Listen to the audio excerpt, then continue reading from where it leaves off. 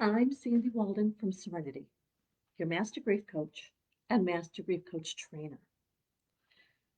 I had a really interesting conversation with someone a few days ago, and in many ways it's been playing through my mind since then.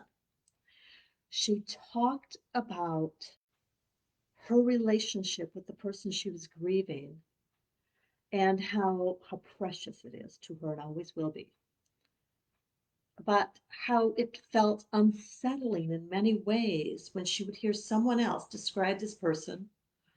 Wow, they saw them this way. They were the prankster or the joker or the unwavering support, the confidant.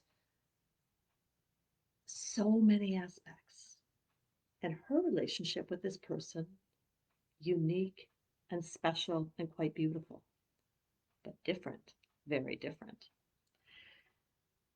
And when I talked to her, I showed her one of these crystals because I've got all kinds of them in my office. They make me really happy. But do you see all the facets? Do you see how different each one is? And without the many, many facets on any of these stones, it would not be whole. I can't see all of them at one time from any specific angle. I cannot experience all of them at the same time in the same way as someone else. As I hold it up to my screen, you see this piece. I see something over here, but something over here is hidden from both of us. It doesn't make it any less real. It doesn't make it any less a part of this beautiful stone. Our relationships are very similar. Forgive me if that sounds a little strange. So let me use my own example. When I think about my youngest son, Mikey, I love my relationship with him. It was great. We debated and we argued and we had fun and we did things together. From the time he was a little boy, we'd talk about books and music and I just laugh really hard. I love that relationship. It was different than my husband's relationship with him. They cooked together and they took things apart and put them back together and had long conversations about other things. It was still very different with his two brothers. Mike was the youngest. The relationship he had with the brother right before him, very, very special, and yet different than the relationship he had with the eldest. Think about this. I could be in the same room with all of them and hear squabbling or laughter or whatever was happening, but it landed different for me than it did for each of them because their relationship was different. Not more, not less, simply different. I'd love to if you'd share with me how this lands for you. So when we're grieving our relationship. We might understand or hear about someone else's, but it's not going to feel the same way as ours.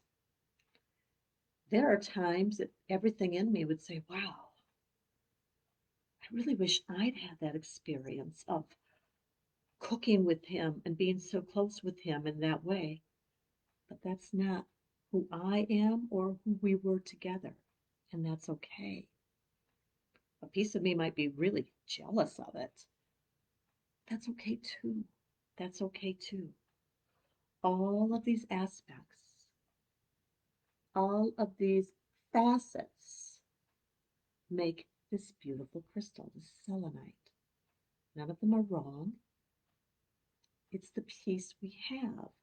The relationship we have is very real.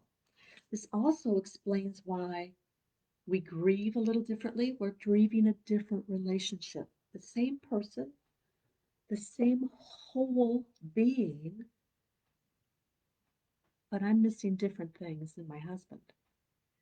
Each of my surviving sons is missing different things than the other, even though they all grew up together and were very close in age and shared the same wacky parents. We will grieve in the way that's right for us. Some will be very silent and very physical. Maybe they're the doers. Others perhaps are very weepy and do things in a way that's almost internal. That's okay. Others talk and talk and talk and talk, or write, or dance, or yell. None of these things are one facet either, because you and I are complicated beings too. We're not wrong for being who we are. We just are who we are. Those different relationships. It's okay if we say, doggone it, I wish I'd had that. It's okay if there's a part of it that gets really kind of upset, angry, maybe jealous, maybe even furious. Doggone it. Why did this person have this piece when I wanted that? I craved that. I miss I had that. It's normal. It's natural. Susie said it's good to emphasize that our grief is as different as our relationship. Susie, I could not agree more. Not less, not more, simply different. Each of these beautiful stones is very important to me. Not more or less, but different. And I'm not equating the stones with a relationship. Please understand that. But I'm using this as an example because when we can understand that someone else's relationship is different, that they process, that they grieve and heal in a different way, we become much more able to receive support as well as to give it. We become much more able to grieve and heal in our way if we are not judging someone else's. If we allow them to have theirs and know that it's different and be okay with that. Let's be okay with it. Yeah, I can be jealous. I can be upset.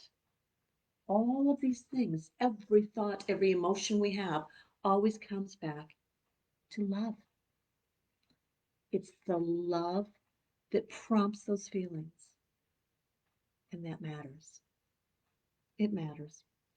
Today, wherever you are in your grief journey, whether you're at the very beginning, way down the road, or somewhere in between, I encourage you to be gentle with your own heart and your own feelings. Please don't make yourself wrong for having thoughts or feelings that someone else may find unacceptable, because when we do that, we crush them, we stuff them, but they don't go away. It's in understanding and expressing them in safe, healthy ways that healing happens. I wish you a day of joy and gentle healing. Namaste.